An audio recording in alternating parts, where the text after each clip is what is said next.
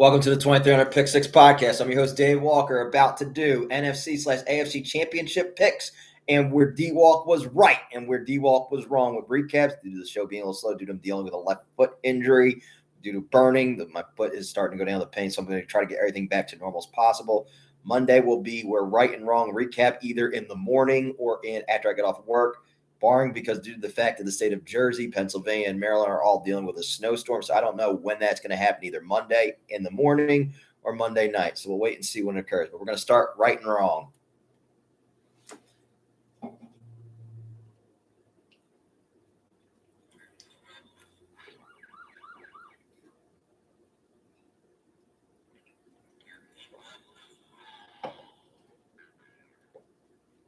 First one I got wrong was Bills-Broncos, which I picked the Bills.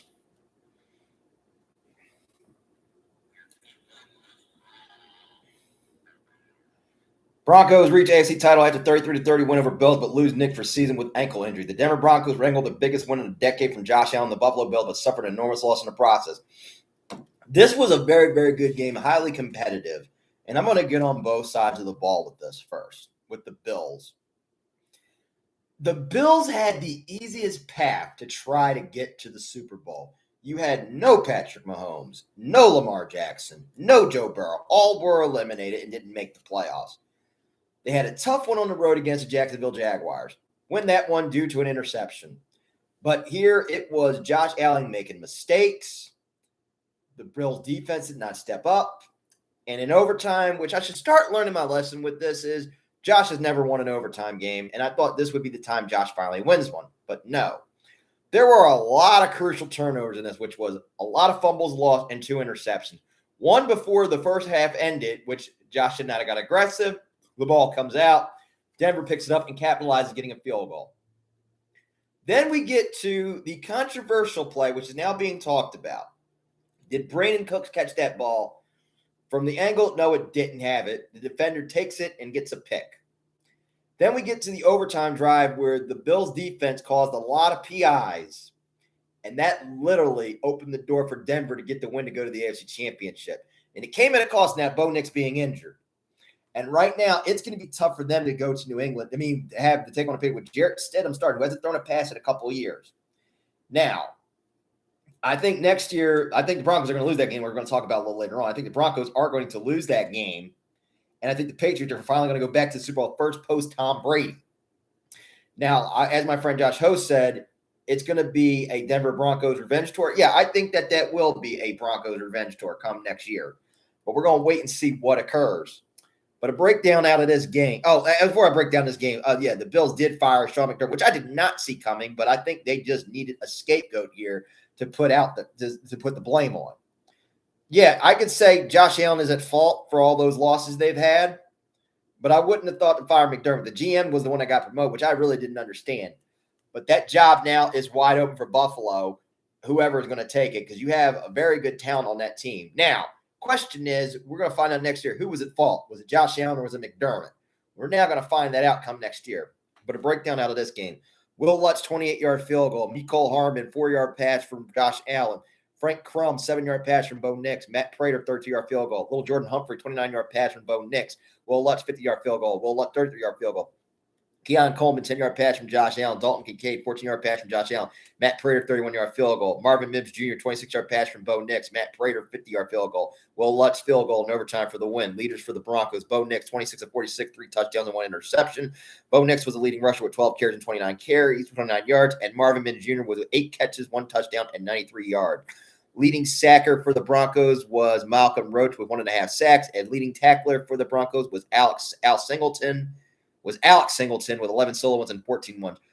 The Broncos, they have a tough one at home against the New England Patriots, so we'll see what occurs in that one. Next game that I got right and wrong is Seattle and San Francisco, which I got right picking the Seahawks.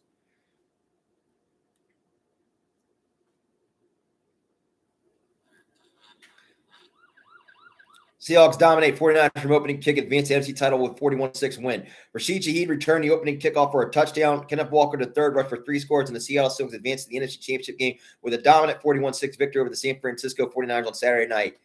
All that game reminded me was, if anybody's ever seen the NFC divisional game in 2000 with the Giants and the Eagles, anytime someone gets a kick return for a touchdown in that, I will always go back to that. And I will literally say that is when the game is over because you never come back from that. And that's how it was back then with the Eagles and the Giants back in 2000 with the divisional. This right here was Rashid Shaheed getting that kickoff for touchdown. And the Seahawks did not look back, and they did not take their foot off that gas pedal. They dominate this game offensively and defensively, literally, with Kenneth Walker. They did come in a cause with Zach Charbonnet getting injured, but that defense stepped in there and got to Purdy a whole lot because all the 49ers could muster up was only 6 points. And now, right now, for the 49ers, they're going to be in an offseason, going back fishing. They're going to have a lot of decisions with Brandon Ayuk. They will get a healthy Ricky Pearsall, Juwan Jennings. Now, I don't know about George Kittle if he's going to be back in time for the season. I think he probably will be back maybe mid-September, mid-October, November. We'll see what happens with the 49ers down the road. But for the Seahawks, they're going to have a tough one against the against the LA Rams. Sorry about that. Against the LA Rams at home without Zach Charbonnet. But I think they can still get it done with Kenneth Walker. So we're going to wait and see what occurs there. Breakdown out of this game. Rashid Shaheed, 95-yard kickoff return. Jason Myers, 31-yard field goal. Jackson Smith and Jig, 4-yard patch from Sam Darnold. Eddie Pinheiro, 40-yard field goal. Eddie Pinheiro, 56-yard field goal. And then the rest was all Seahawks score. Kenneth Walker, the third, 7-yard rush. Jason Myers, 24-yard field goal. Kenneth Walker, 15-yard rush. Kenneth Walker, 6-yard rush. Leaders for the Seahawks, Sam Darnold, 12 of 17, 124 yards and a touchdown. Kenneth Walker, 19 carries, 3 touchdowns, 116 yards. Cooper Kupp, 5 catches for 60 yards. DeMarcus Lawrence, 1 sack. And leading tackler for the Seahawks was Devin Witherspoon with 3 solo tackles and 7 tackles. For the Seahawks, they play in the NFC Championship game against the LA Rams. Now for Sunday's games in the right and wrong. Texans Patriots, which I got wrong, picking the Texans.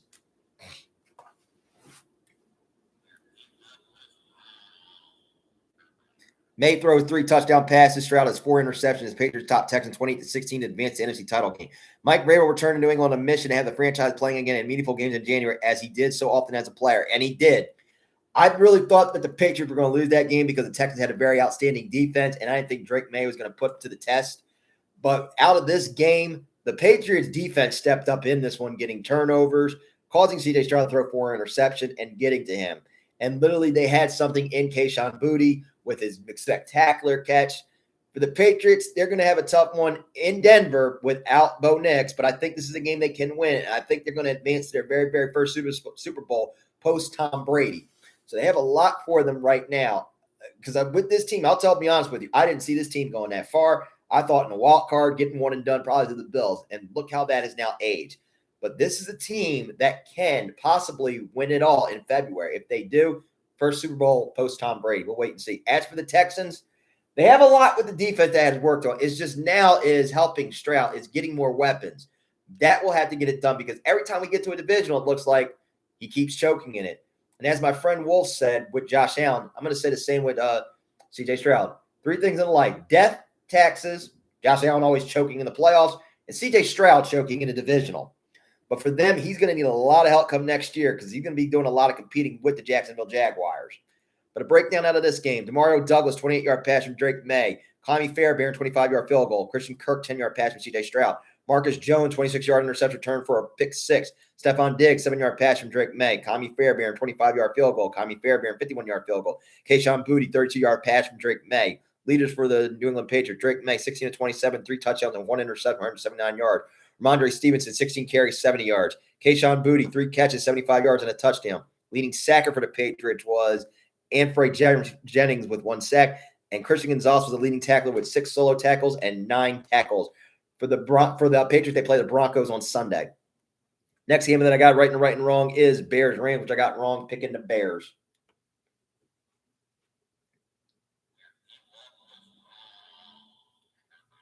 Rams shake off wild late touchdown pass by Caleb Williams, beat Bears 20-17 in OT to reach NFC title game. Matthew Stafford and Sean McVay shot no and glanced at each other, then went to work on the drive that got the Los Angeles 1 step away from the Super Bowl. I thought this was going to be a game the Rams would lose because of it being in the cold in Chicago. I thought Chicago was going to have this thing won, but the Bears got a little way too over aggressive when they shouldn't have. I did like the spectacular throw that Caleb Williams did throw to Cole Kmet to get the game to overtime. But as what Josh Allen did in the overtime, Caleb Williams did the exact same thing, throwing a pick to Cam Curl. The Rams then capitalized and got the win with the field goal. and are one step away from going to the Super Bowl to take on either the Broncos or possibly the New England Patriots.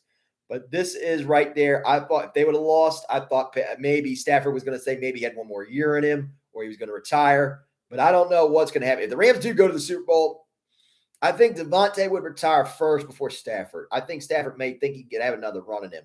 But if Stafford decides, this is just me hypothetically here. I don't know what's going to happen with the Rams down the road. But I do think the Rams still have a bend, don't break defense. And now they're going to be taking on a very, very tough defense in Seattle at home, which is not easy to win down in the playoff. Because, yeah, even though LOB is not there anymore, but it reminded me of LOB during those playoff time with Russ before he triggered my fucking ass. But this is going to be a tough one. As for the Bears, I think next year they're going to be competing with the Lions. I'm not going to say the Packers. I don't really think the Packers are going to be good this year, but I think they could try to split with Detroit next year because Detroit's going to get healthy.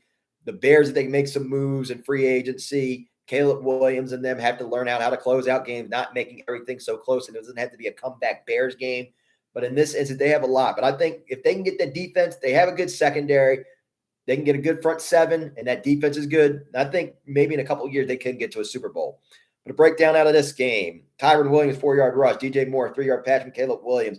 Cairo Santos, 48-yard field goal. Harrison Mevis, 32-yard field goal. Kyron Williams, 5-yard rush. Cole Kmet, 14-yard pass from Caleb Williams. Harrison Mevis, 42-yard field goal. Leaders for the Rams. Matthew Stafford, 20-42, 258 yards. Kyron Williams, 21 carries, 2 touches for 87 yards. Colby Parkinson, 3 catches for 56 yards. No sacks by the Rams.